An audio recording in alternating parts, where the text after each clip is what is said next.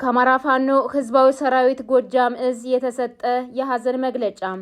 የአማራው ቀኝ እጅ የጁንታው ብርቱ መጋኛ የጥቁር ፋሽስት ራስ ምታት የፋኖ ፊታውራሪ ሜጀር ጄኔራል ከፍያለው ደሴ ብኩርናቸውን በምስር ወጥ በሸጡ የህወሓት ተጋላቢ አጋሰሶች በሽምግልና ስም ትናንት መጋቢት 3 2017 ዓ.ም ከጀርባ ተወግቶ ወድቋል። ሜጀር ጄኔራል ከፍያለው ደሴ እናት ሀገር በልቅሶ ስትጣራ የአማራ ሰማይ ሲጠቁር ጀግና በባትሪ ሲፈለግ ህወሓት የሚኮራባቸውን የጨጮሆና ጋሸና ምሽግ ሰብሮ ጠላትን ቀብሮ የተረፈውን ወደ አማራ ምድር ዳግም እንዳይመለስ በልኩ ገርፎ የመለሰም የአማራ የቁርጥ ቀን ልጅ መሆኑን እንኳን እኛ የትግል ጓዶቹና ህዝባችን በጦር ሜዳ የዋለባቸው ተራሮችና ኮረብቶች ያው ምስክር ናቸው።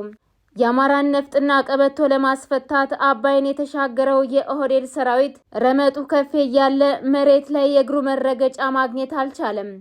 የህዝባችን የግፍ ጽዋ ሞልቶ ሲፈስ በእንቢተኝነት ጫካ የገባባቸውን በርካታ ዓመታት ወደ ኋላ ትተን የጦር ገበሬው እንደጠመደ 5 ዓመታት ሙሉ ሳይፈታ ዛሬ የትግሉ ሸተላዮች ከከፍታ ሰገነት የወጣውን የህዝባችንን ትግል ኃይሉን አዳክመው እጃችንን ጠምዝዘው ከታሪካዊ ጠላቶቻችን መዳፍ ለማስገባት በህዝባችንና በጀግኖቻችን ታሪክ ይቅር የማይለው ክደት ፈጽመዋል። ሜጀር ጄኔራል ከፍያለው ደሴ የአማራ ህዝብ የተጋረጠበትን ህልውና ለመቀልበስ ታላቁን የገብርዬ ክፍለ ጦር ያቋቋመ የጎንደር ጠቅላይ ግዛት እዝ ወደ አንድ እዝ ያመጣም አማራው አንድ መታገያ ድርጅት እንዲኖረው በወጀብ መሃል ተሻግሮ የአማራ ፋኖ ህዝባዊ ድርጅትን የመሰረተልን ዛሬም ህይወቱን የሰዋለት የትግላችን ጥርጊያ ከፋች የዘላለም ጀግናችን ነው።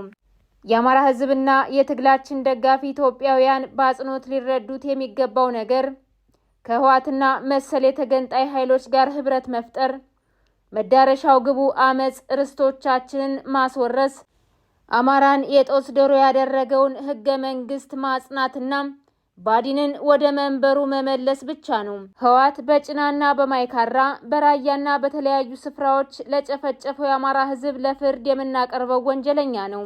የአማራ የህልውና ትግልም በኢትዮጵያ አንድነትና ቀጣይነት አውድ ስር ከድል ይደርሳል እንጂ አባቶቻችን ራሳቸውን አቅልጠው ያቆዩትን ሀገር መበተን ከሚፈልግ ኃይል ጋር ህብረት ሊኖረን አይችልም።